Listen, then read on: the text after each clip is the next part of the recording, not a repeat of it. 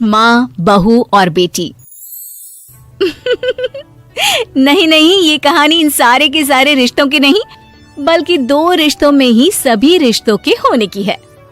अरे बहू, मेरे और तेरे ससुर जी की रोटी मत बनाना, मैं बना लूंगी, दिन तक ठंडी हो जाती है। बहू जो कि एक वर्किंग लेडी थी। नहीं नहीं माँ जी, मैं अच्छे से कपड़े में लपेट देती हूँ ना, आप क्यों मेहनत करेंगी, माइक्रोवेव में गर्म कर लेना।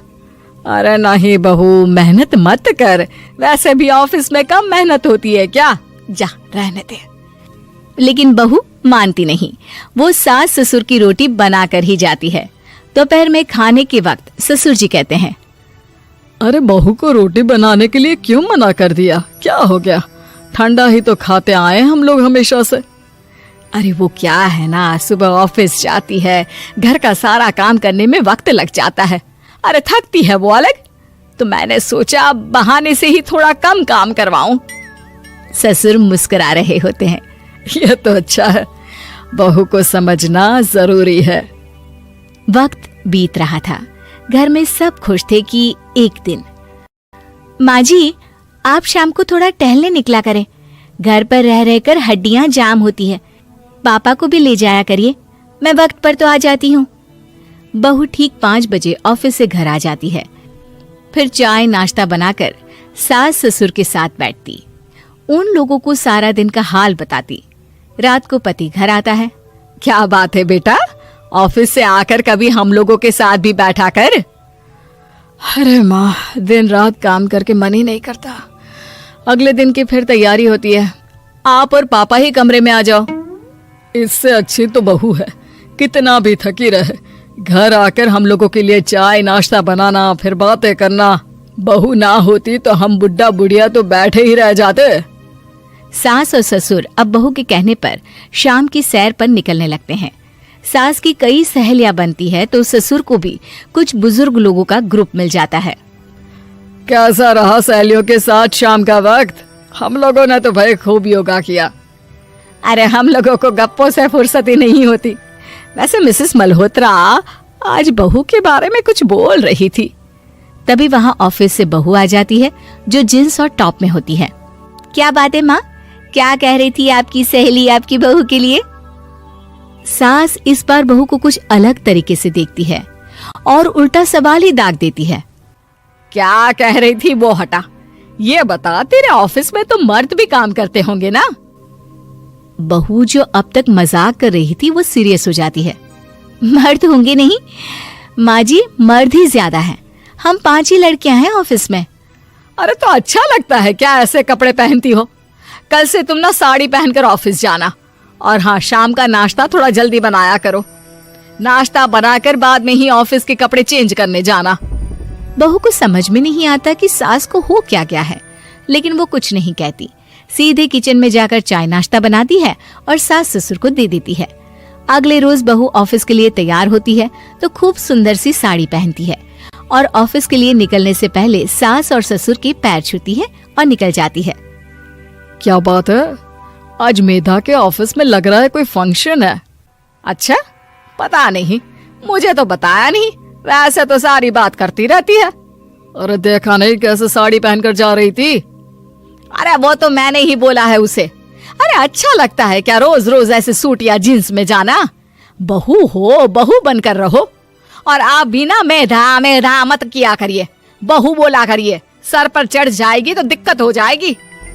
सास अब बहू को बहू जैसा रखने लगती है, हर बात पर रोका टोकी, हर बात पर ताने।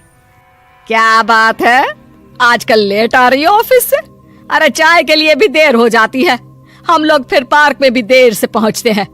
सभी की बहुएं वक्त से चाय नाश्ता करा देती है अपने सास ससुर को, बस एक तू ही है जो उस वक्त ऑफिस से निकलती है। माँ जी, वो एक रास्ता पुलिस वालों ने न जाने क्यों बंद कर रखा है, जिसके कारण ट्रैफिक ज्यादा हो जाता है। मैं कोशिश करूंगी कल वक्त से पहले निकल जाऊं। ससुर देख रहे होते हैं कि बहू अब परेशान सी रहने लगी है। एक रोज, मेधा, बेटी मेधा। जी पिताजी। बेटा देख जरा कौन सी टी शर्ट अच्छी लग रही है। वो क्या है ना, शाम को सब बदल बदल कर टी शर्ट पहनते हैं, मैं भी सोच रहा हूँ कि आज कुछ अच्छा सा पहन कर जाऊं। हाँ पिताजी, ये सही है। ये लाल वाली ना बहुत जचेगी आप पर। मेरे पापा पर भी डार्क रंग बहुत जचता है। क्या चल रहा है? अरे ससुर के सामने घूंघट तो छोड़ो, ऊपर से रंग बताया जा रहा है टी शर्ट का। अरे बहू, कोई संस्कार दिए नहीं है क्या तेरी माँ ने? बहू इस बार बहुत निराश हो जाती है। वो वहां से तुरंत अपने कमरे में चली जाती है। अब बहू घर का सारा काम करती, ऑफिस जाती, लेकिन साड़ी और सर पर पल्ला लेकर। एक बार पड़ोसन उनके घर आती है। वाह सुमित्रा बहन, बहू का तो रूप ही बदल दिया। ठीक किया, बहू बहू जैसी ही अच्छी लगती है। अच्छा चलती हूँ मैं।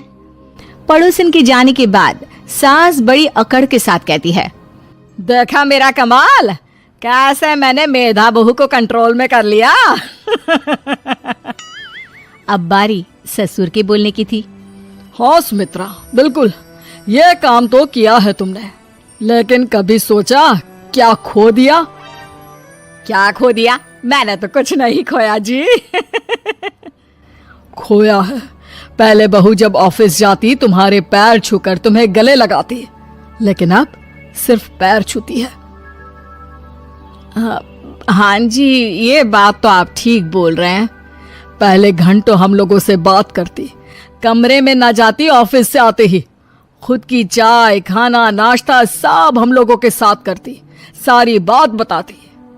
लेकिन क्या तुम्हें पता है, बहू की तबीयत खराब चल रही है, वो माँ बनने वाली है। ये बात मुझे बेटे ने बताई कि तुम्हें बता दूं। अब सास की आंख में आंसू थे। वो समझ गई थी कि लोगों के कहने में आकर उसने क्या खो दिया। शाम को बहू घर आती है तो माँ किचन में पकोड़े तल रही होती है। अरे माँ जी, आप रहने दीजिए ना, मैं आ तो रही थी। अरे नहीं, जा तू चेंज कर ले, मैं नाश्ता और चाय टेबल पर ही लगा रही हूँ मेधा। सास के मुंह से अपना नाम सुनकर बहू को बहुत अच्छा लगता है। माँ जी, कोई गलती हो गई है क्या? मेरे होते हुए आप काम करे, ये ठीक नहीं है। संस्कारी और समझदार बहू सास को माँ समझती है, लेकिन सास की बेवकूफी उसे सास ही बनाकर रखती है। बहू, मुझे भी थोड़े संस्कार और समझदार बनने का मौका दे, जिससे मैं भी बहू नहीं बेटी को देखूं तुझ में। और हाँ, मेरा होने वाला पोता क्या कहेगा कि दादी ने तो मेरी माँ को बहुत परेशान किया। बहू सास को गले लगा लेती है। नहीं माँ जी, वो कहेगा कि माँ को तो दादी